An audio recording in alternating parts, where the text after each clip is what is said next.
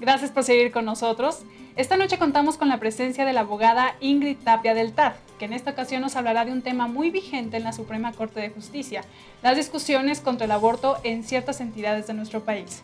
Bienvenida, Ingrid, qué gusto tenerte aquí. No, el gusto es para mí, Elisa, el gusto es para mí. Oye, por favor, Ingrid, cuéntanos, ¿qué se discute actualmente en la Suprema Corte de Justicia respecto al aborto? Mira, lo que hubo la semana pasada fueron dos controversias constitucionales que fueron originalmente planteadas por dos municipios, uno en Querétaro y otro en Guanajuato, Arroyo Seco y Uriangato, donde síndicos municipales, en supuesta representación del DIF de sus respectivos municipios, se quejaron de una reforma que elevó a rango constitucional el derecho a la vida, la protección de la vida humana. Y lo que estos síndicos le dijeron a la Corte en estos juicios fue que esa reforma que protegía la vida desde la concepción y hasta la muerte natural iba a impedir su facultad de distribuir anticonceptivos que eran abortivos. Sí. Entonces, así lo plantearon como controversia y demandaron de que la Corte hiciera una declaración general de invalidez de la norma, es decir, que anulara. Después de más de 4 años de litigio, donde ante la Suprema Corte se acreditó que primero los hechos eran falsos, porque en esos municipios no hay ni clínicas ni dispensarios, vaya, no hay ni de veterinaria, ya no digas de humanos, ¿no? De veterinaria, que no es cierto que existía esa competencia, que el síndico evidentemente no puede representar al DIF porque los DIFs tienen sus propios representantes legales. A pesar de que se acreditó todo en proceso, entró al estudio la Corte y resolvió que en el caso de Querétaro, por una deficiencia en el proceso de aprobación, no por el contenido de la ley, iba a concederle al municipio de Arroyo Seco efectos de la sentencia, es decir, que esa ley vale en todos los municipios, menos en el de Arroyo Seco. Y en el caso de Guanajuato, sí señaló la Corte que no tenían acción y derecho porque nadie puede irse a quejar, digo, digamos el resumen paisano, es que nadie puede irse a quejar de actos imaginarios. ¿Cómo es posible que te quejes de que limitan tus facultades si ni siquiera tienes cómo ejercer esas facultades? Y eso es básicamente lo que se discutió. No se entró en el tema, como es un asunto de competencias, ¿no? De estricta constitucionalidad que tiene que ver con niveles de gobierno, no entró en la Corte al estudio de los asuntos de la vida y de si el aborto y los derechos de la salud, etcétera. Y además que bueno, porque además todos ya sabemos cómo fallan al menos 8 de los 11 ministros que tienen una agenda pues antivida, ¿no? Ideológica, y tienen este sesgo. Pero este asunto que se discutió no entró a esa parte. Se limitó a saber si había o no violación de la competencia. Ok, esto pasó en Guanajuato. ¿Qué me puedes decir de Oaxaca y Guerrero? También acaban de hacer una prohibición, ¿no? Mira, de Guerrero no conozco el asunto, y de Oaxaca, un asunto lo tenía, de estos de Querétaro y Guanajuato, uno lo tenía el ministro Saldívar y el otro lo tenía el ministro Franco. Desconozco cuál fue la razón por la que se acumuló Oaxaca a estos asuntos, pero la suposición es que tanto el municipio de Arroyo Seco como el municipio de Uriangato los representó el mismo despacho con la misma demanda, solo le sustituyeron los nombres del municipio, porque se trata de una acción coordinada de personas que impulsan la agenda del aborto en el país, que van ampliando este modelo con objeto de lograr que en los 18 estados donde se aprobó la reforma constitucional se destruya. Hasta hoy, que son 4 juicios que ha resuelto la Corte, 2 controversias, estas que te digo, y 2 acciones que son Baja California y San Luis Potosí, la reforma ha quedado intocada.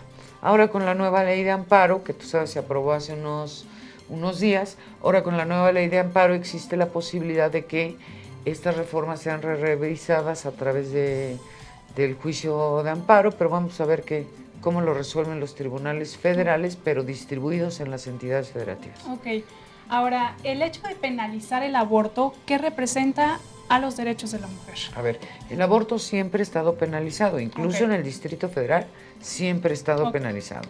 Y así como siempre ha estado penalizado, en el caso de todas las entidades federativas existe lo que se llama las excusas absolutorias, es decir, que aún siendo delito y aún cuando se comete el delito, existen razones por las que las mujeres no son castigadas.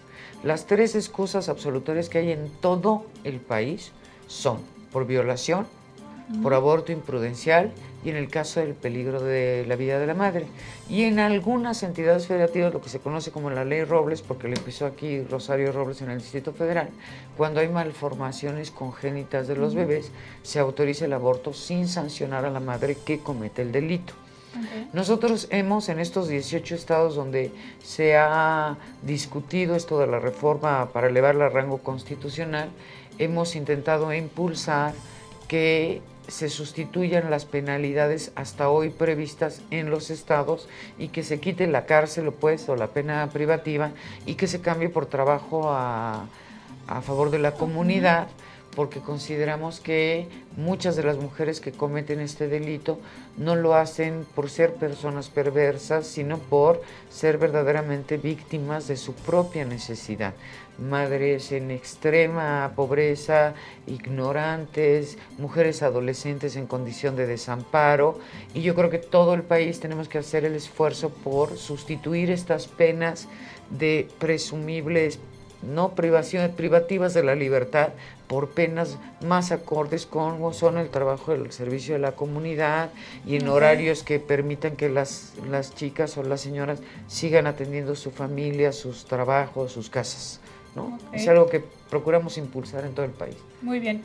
Entonces, ¿cuál crees que sea ahora sí lo final, la decisión final de la Suprema Corte de Justicia respecto a esto? ¿Cómo va a quedar? Mira, ya tendría que ser en otros estados donde se promoviera en lo futuro que la Corte se podría pronunciar. Lo que hay que ver es qué pasa en relación con esto que te digo de la nueva ley de amparo. La verdad es que hacemos votos porque se respete el federalismo, y así como nos guste o no nos guste, hay estados que no protegen la vida, pues hay estados que lo protegen, y en el concierto de la federación bien vale la pena hacer todo cuanto esté en nuestras manos para que las entidades sean tratadas como pares, como iguales, porque si no llegaríamos a un escenario donde hay ciudadanos de primera, de segunda, de tercera y de quinta, y ya en un país que tiene las desigualdades que tenemos nosotros, lo que menos queremos, ¿no?, es un estatuto jurídico también desigual para las entidades federativas. Entonces, ojalá y sí exista esta idea muy clara en el intérprete de la norma, que es la Suprema Corte, de que hay que fortalecer el federalismo y respetar las decisiones democráticas, legítimas y legales que tomen los habitantes del país en arreglo a sus creencias, porque eso es la democracia. Y no le corresponde a la Suprema Corte ser legislador, es el intérprete de la ley, y no me canso de decir, Elisa, que ningún intérprete de la ley puede estar por encima de la ley.